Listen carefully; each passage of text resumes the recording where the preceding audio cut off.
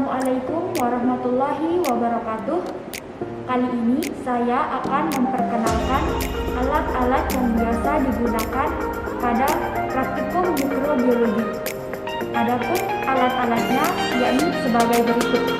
Yang pertama ada hot plate. Hot plate ini fungsinya untuk memanaskan bahan. Cara kerjanya kita sambungkan terlebih dahulu dengan sumber listrik, kemudian kita tekan tombol on untuk menghidupkan. Selanjutnya kita atur temperatur yang kita inginkan untuk memanaskan bahan. Kemudian ada timbangan analitik yang fungsinya untuk menimbang bahan secara otomatis. Selanjutnya adalah aluminium foil dan plastik wrap yang biasanya digunakan untuk membungkus cawan Petri dan tabung reaksi. Koloni counter biasanya digunakan untuk menghitung biakan bakteri. Selanjutnya ada pinset dan spatula. Pinset biasanya digunakan untuk memindahkan kertas cakram, kemudian spatula biasanya digunakan untuk mengaduk bahan yang kita gunakan dalam praktikum. Selanjutnya ada jarum ose dan jarum tanam tajam. Jarum ose bentuknya seperti ini. Jarum ose ini biasanya kita gunakan untuk memindahkan biakan bakteri. Jarum ose ini juga biasanya digunakan untuk isolasi bakteri teknik Goret. Kemudian ada jarum tanam tajam. Jarum tanam tajam ini biasanya digunakan untuk memindahkan biakan jamur.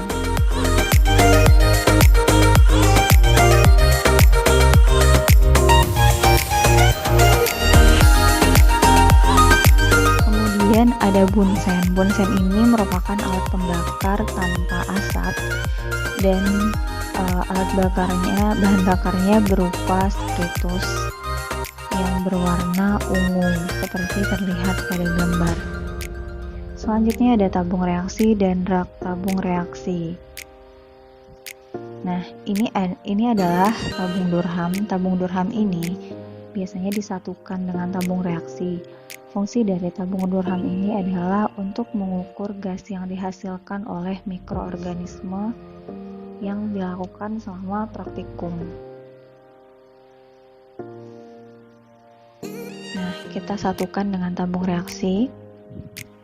Kemudian ada cawan Petri. Cawan Petri ini biasanya kita gunakan untuk memindahkan media.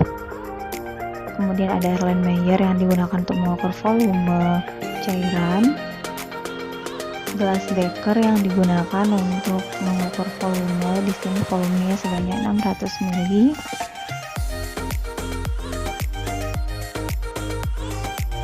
Selanjutnya ada autoclave. Autoclave ini fungsinya untuk mensterilisasikan alat dan bahan yang digunakan dalam praktikum ini.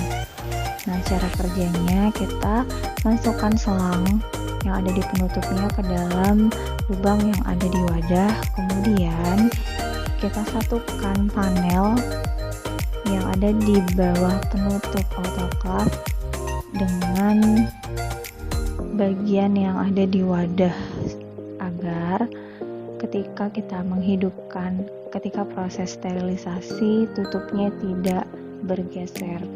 Kemudian setelah panelnya terhubung, kita pasangkan seluruh skrup yang ada di wadahnya dengan rapat. Usahakan memasangkannya dengan rapat ya. Kemudian kita sambungkan dengan arus listrik dan kita tekan tombol on. Nah, ketika kita sudah menekan tombol on, kita atur temperaturnya semaksimal mungkin.